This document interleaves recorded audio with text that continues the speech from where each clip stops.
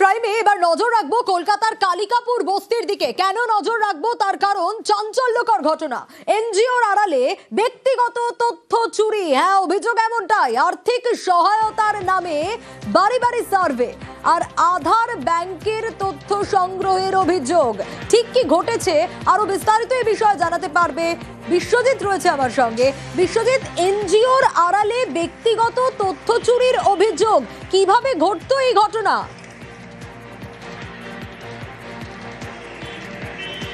একদমই আনন্দপুর থানা এলাকার ঘটনা। কলকাতা পুরসভার 108 নম্বর ওয়ার্ড আর এই 108 নম্বর ওয়ার্ডের 3 নম্বর কালিকাপুর বস্তি। এখানেই এর আগেও এই এনজিওর যারা কর্তা তারা এসেছিলেন এবং এসে বিভিন্ন বস্তিবাসীদের নাম সংগ্রহ করেছিলেন। তখন তাদের সেভাবে কোনো সন্দেহ হয়নি, কিন্তু আজ এসে তারা যে কাণ্ডটা ঘটালেন তাতে অনেকের সন্দেহ হয় এবং তখনই তারা কাউন্সিলরের কাছে ফোন করেন। কারণ সেই বস্তিবাসীদের শুধু নাম নয়, এবার তাদের কাছ থেকে তাদের ব্যাংক অ্যাকাউন্ট ডিটেলস এবং সেখানে ব্যাংক অ্যাকাউন্ট নাম্বার, কোন ব্যাংকের খাতা এবং তার যে আইএফসি নাম্বার সেইগুলো সংগ্রহ করা হচ্ছিল, আইএফএসসি নাম্বার সহ। তার সঙ্গে আধার কার্ডের নাম্বার এবং তাদের ব্যাংকের বইয়ের অর্থাৎ ফটোকপি তুলে নিচ্ছিলেন, মোবাইলে সংগ্রহ করছিলেন সেই এনজিওর কর্মী হিসাবে পরিচয় দেওয়া দুই মহিলা এবং তাদের আধার কার্ডেরও ছবি তুলে রাখছিলেন। অর্থাৎ তাদের ব্যক্তিগত সমস্ত তথ্য এই সংগ্রহ করছিলেন। আমরা জানি যে কিছুদিন আগেই মুখ্যমন্ত্রী নেতাজি ইন্ডোরের সভা থেকে এবং তারপর আবার জোড়াসাঁকোর সভা থেকেও বারবার একই কথা বলছিলেন যে এই ব্যক্তিগতভাবে তথ্য, বিভিন্ন মানুষের তথ্য এনজিওর মাধ্যমে সেগুলো কাজে লাগানো হতে পারে। বিভিন্ন সময় নির্বাচনের আগে তাদেরকে, ভোটারদেরকে প্রলুব্ধ করার কাজও এই এনজিওর মাধ্যমে। কারণ এখানেও টাকা দেওয়ার একটা প্রশ্ন উঠছিল, কারণ এই অ্যাকাউন্ট নাম্বার নেওয়া হচ্ছে, সেখানে টাকা যাবে ব্যক্তিগতভাবে। কাউকে বলা হচ্ছিল আপনার শরীর খারাপ বা আপনি বয়স্ক হয়েছেন কিংবা আপনি আর্থিকভাবে পিছিয়ে, অর্থাৎ যাকে যে কথা বলে সম্ভব তার কাছ থেকে সেভাবেই সেই তথ্য সংগ্রহ করা হচ্ছিল এবং তাদেরকে আশ্বাস দেওয়া হচ্ছিল আমরা এখানে নয়, সুন্দরবনেও এই ধরনের কাজ করে থাকি। অর্থাৎ মানুষের মনে একটা বিশ্বাস জন্মিয়ে তার ব্যক্তিগত তথ্য, তার আধার নাম্বার, সব থেকে যেটা মূল্যবান বিষয় যে আধার এবং ব্যাংক অ্যাকাউন্ট যদি লিঙ্ক করা যায় তাহলে কিন্তু অনেক কিছুই সেই ব্যক্তির ব্যক্তিগত তথ্য। একটা বিষয় একটু জানতে চাইবো, একদমই তাই, দিল্লির এনজিওর নাম করে এই তথ্য হাতানোর অভিযোগ রয়েছে। এই এলাকায় এই ঘটনা কি প্রথম ঘটলো এবং এই যে দুই মহিলা যারা গিয়েছিলেন বলছো তারা কারা, সে বিষয়ে কি কোনো রকম কিছু জানা যাচ্ছে? দেখো, আমরা খুঁজতে গিয়ে এই যারা কাজ করছিলেন তাদের একজনাকে চেস করতে পেরেছি। তার বাড়ি নদিয়ার রানাঘাটে। তিনি দাবি করছেন যে এই সংস্থা নাকি দিল্লির এনজিও, দিল্লির স্বেচ্ছাসেবী সংস্থা এবং তারা শুধু এখানে নয়, এর আগে তারা সুন্দরবনেও এই ধরনের কাজ করেছেন। হয়তো তাদের কর্তারা ঊর্ধ্বতন কর্তৃপক্ষের থেকে অনুমতি নিয়েছেন, কিন্তু আমি যখন তার কাছে প্রশ্ন করি যে আপনাকে স্থানীয় স্তরে থানা বা স্থানীয় যে কাউন্সিলর বা পুরো প্রশাসন তাদের কাছে কোনো অনুমতি নিয়েছেন, তিনি কিন্তু স্বীকার করেন যে সেই অনুমতি নেওয়া হয়নি এবং যে কাগজে সই করানো হচ্ছিল সেখানে স্পষ্ট লেখা রয়েছে যে তাদের ব্যাংক অ্যাকাউন্টে সেই টাকা প্রদত্ত হইল, অর্থাৎ তাদের ব্যাংক অ্যাকাউন্টে সেই টাকা চলে গেছে। অথচ বাস্তবে একেবারে উল্টো, তাদের ব্যাংক অ্যাকাউন্টে কোনো টাকা যায়নি, তাদের টাকা দেওয়া হবে বলে তাদের তথ্য সংগ্রহ করা হচ্ছে। কিন্তু তাহলে এই রকম একটা শিট সেখানে সাদা কাগজে সেখানে সই করা কেন? সেটাও ভুল হয়েছে, কার্যত এটা স্বীকার করে নিয়েছেন। এই ভুলের আড়ালে কি তথ্য সংগ্রহ হচ্ছিল? এই তথ্য চুরি কেন, কি কারণে তদন্ত করছে আনন্দপুর থানার পুলিশ। কারণ কলকাতা পুরসভার 108 নম্বর ওয়ার্ডের কাউন্সিলর যার কাছে খবর আসে তিনি আনন্দপুর থানায় অভিযোগ দায়ের করেছেন। পুলিশ এই দুজন সহ একটু নজর রাখে। সবার কাছে ব্যাংক অ্যাকাউন্ট নাম্বার, আধার নাম্বার নিচ্ছে এনজিও থেকে এসে। হ্যাঁ, নিল তো, আমার কাছ থেকেও নিল তো, আধার কার্ড আর ব্যাংকের বই, এই দুটোই, আর কিছু না। হ্যাঁ, বলেছে যে ব্যাংকে তোমাদের নামে কিছু টাকা ঢুকবে, এই বলেছে, আর কিছু বলেন। লোকগুলো কখন এসেছিল? এই বেলা 12টার সময়। আমাদের বলেছে যে সংস্থা থেকে এসে তোমাদের যার যার শরীরে অসুবিধা আছে মেডিকেলের জন্য কিছু টাকা পয়সা দেবে, যার মানে ব্যথাগুলো আছে বা ক্যান্সার আছে বা এইসব রোগের জন্য বলছে যে ওই সংস্থা থেকে তোমাদের কিছু সাহায্য করবে। তারপরে টাকার কথা অ্যাকাউন্ট কিছু বলেনি, যে শুধু আধার কার্ড, ভোটার এই আধার কার্ড আর ব্যাংকের বইয়ের নাম্বার হ্যাঁ সই করে নিয়েছে। আমার হচ্ছে ব্যাংকের বইয়ের ছবি তুললো, আমাদের কোনো ছবি তুলছে না, আর তোমার আধার কার্ডের ছবি তুললো। তখন আমার ডাউট হয়েছিল যে ব্যাংকের বইয়ের এরকম ছবি তুলে পুরো ব্যাংকের বইয়ের পুরো ডিটেলস নিচ্ছে। তখন আমি এইটাই ভাবলাম যে যেহেতু ক্লাব থেকে এসছে, ক্লাবের সবাই আছে, যার জন্য ওটা ভেবেও আমি চুপ করে গেলাম।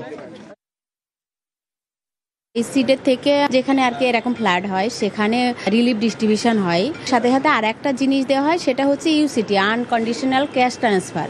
সেটাই আমরা আজকে করতে এসেছিলাম। মানে খুব দুস্থ, ইনকাম করতে পারে না, একা মহিলা আছে, তার বাচ্চা সেপারেট হাজব্যান্ডের থেকে, অনেক দিন ধরে কোনো ডিজিজে ভুগছে, সেই রকম কিছু মানুষকে মানে চিহ্নিত করা, লোকাল মানুষই আর কি চিহ্নিত করবে। এবার তাদের ওই অ্যাকাউন্টে এখানে 2400 টাকা করে দেওয়া হবে। যেহেতু আমরা কোনো ক্যাশ হাতে দিই না, সব অ্যাকাউন্টে ট্রান্সফার হয়, সেই জন্য সেটার প্রসেস হচ্ছিল আজকে। আমরা এখানে 60 ফ্যামিলিকে চিহ্নিত করা হয়েছে। কাউন্সিলরের অভিযোগে ঘটনাস্থলে পুলিশ, অভিযুক্তদের জিজ্ঞাসাবাদ আনন্দপুর থানার।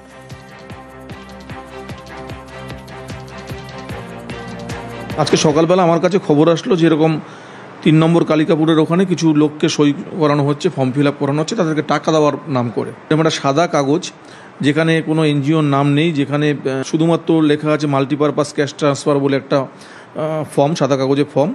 সেখানে ওখানকার লোকেদের সমস্ত ডকুমেন্টস কালেকশন করা হচ্ছে, মানে তার আধার কার্ড, তার ব্যাঙ্ক অ্যাকাউন্ট নাম্বার, এবং তাতে লেখা আছে যে 2400 টাকা করে আমার অ্যাকাউন্টে প্রদান করা হয়েছে, আমি সে টাকাটা পেয়ে স্বেচ্ছায় সই করছি। কিন্তু এখনও সেই টাকা তারা পাননি। তো সেইখানে দাঁড়িয়ে একটা খটকা লাগে। খটকা লাগাতে আমি তাদেরকে ডেকে যখন জিজ্ঞেস করি, তখন তারা বলে যে এটা আমরা কোনো কাজ করছি না, এটা দিল্লির একটা সংস্থা কাজ করছে। তারপরে আমি থানায় অভিযোগ জানাই। আমার মনে হচ্ছে এখানে কোনো বৃহৎ কোনো ষড়যন্ত্র লুকিয়ে আছে, কারণ যা যা ডকুমেন্টস নেওয়া হচ্ছে একটা গরিব মানুষের ব্যাংকের অ্যাকাউন্ট শূন্য করে দেওয়ার পক্ষে যথেষ্ট। আগেই ভিন রাজ্য থেকে এসে তথ্য চুরির অভিযোগ করেছিলেন মুখ্যমন্ত্রী। তথ্য চুরি রুখতে পুলিশ প্রশাসনকে সতর্কও করেন মমতা বন্দ্যোপাধ্যায়। আমি শুনছি অনেক বাইরের লোক, কেউ আসাম থেকে, কেউ ইধার থেকে, কেউ উধার থেকে, বিভিন্ন লোক বিভিন্ন এলাকায় ঢুকে এমনকি আমাদের সমর্থকের কাছেও তার নাম্বার, তার প্যান কার্ড নাম্বার, তার আধার কার্ড নাম্বার, তার ফোন নাম্বার, সে কি করে তার ডিটেলস নিয়ে চলে যাচ্ছে অফিসারদেরও। আমি পুলিশকে বলবো বি অ্যালার্ট। মুখ্যমন্ত্রী মমতা বন্দ্যোপাধ্যায় আগেই সতর্ক করেছিলেন। ভিন রাজ্য থেকে এসে তথ্য চুরির অভিযোগ করেছিলেন মুখ্যমন্ত্রী, এবং তথ্য চুরি রুখতে পুলিশ প্রশাসনকে সতর্কও করেছিলেন মমতা বন্দ্যোপাধ্যায়। সেই বক্তব্যই আপনাদের শোনাচ্ছিলাম। এবং যে অভিযোগ উঠে আসছে, এনজিওর আড়ালে ব্যক্তিগত তথ্য চুরির অভিযোগ। কলকাতা কালিকাপুর বস্তিতে রীতিমতো চাঞ্চল্য তৈরি হয়। তার কারণ, আর্থিক সহায়তার নামে বাড়ি বাড়ি সার্ভে চলতে থাকে, এবং সেই সার্ভেতে গিয়ে কি করেন এনজিওর কর্মীরা, সেখানে গিয়ে আধার এবং ব্যাংকের তথ্য সংগ্রহ করতে থাকেন, এমনটাই অভিযোগ। আর এই যে এনজিও কর্মী, তাদেরকে যখন জিজ্ঞাসাবাদ করা হয়, তারা বলেন যে দিল্লির একটা কোনো এনজিও, তাদের দিল্লির এনজিওর নাম করেই তথ্য হাতানোর অভিযোগ উঠে আসছে।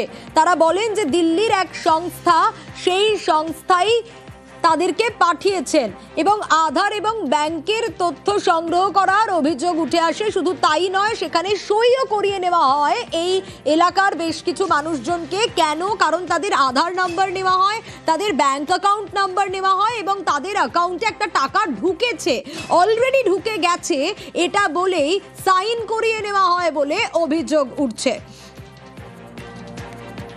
এনজিওর আড়ালে ব্যক্তিগত তথ্য চুরির অভিযোগ উঠে আসছে, এবং এর আগে নদিয়া, দক্ষিণ 24 পরগনা এ ধরনের অভিযোগ কিন্তু আগেও এসেছিল। এবং কলকাতার কালিকাপুর বস্তিতে চাঞ্চল্য ছড়ায় আজকে এই ঘটনায়। এর আগে মুখ্যমন্ত্রী মমতা বন্দ্যোপাধ্যায় তিনি সতর্ক করেছিলেন। এর আগে তিনি বলেছিলেন ভিন রাজ্য থেকে এসে তথ্য চুরির অভিযোগ তুলেছিলেন মুখ্যমন্ত্রী, এবং তথ্য চুরি রুখতে পুলিশ প্রশাসনকে সতর্কও করেছিলেন মমতা বন্দ্যোপাধ্যায়।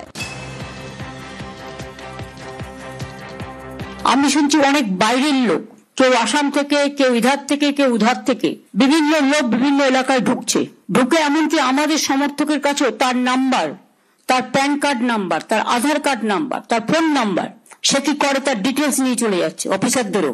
আমি পুলিশকে বলবো, বি অ্যালার্ট। মুখ্যমন্ত্রী মমতা বন্দ্যোপাধ্যায়ের বক্তব্য শোনাচ্ছিলাম। ইতিমধ্যে আমরা যোগাযোগ করতে পেরেছি তৃণমূল নেতা জয়প্রকাশ মজুমদার রয়েছেন আমার সঙ্গে। নিউজ 18 বাংলায় আপনাকে স্বাগত জানাবো। স্টুডিও থেকে সোনিয়া কথা বলছি আপনার সঙ্গে। এ ধরনের ঘটনা আগেও দেখা গেছে নদিয়া, দক্ষিণ 24 পরগনা, এবং মুখ্যমন্ত্রীর বক্তব্য আমরা শোনাচ্ছিলাম, তিনি সতর্ক করেছিলেন।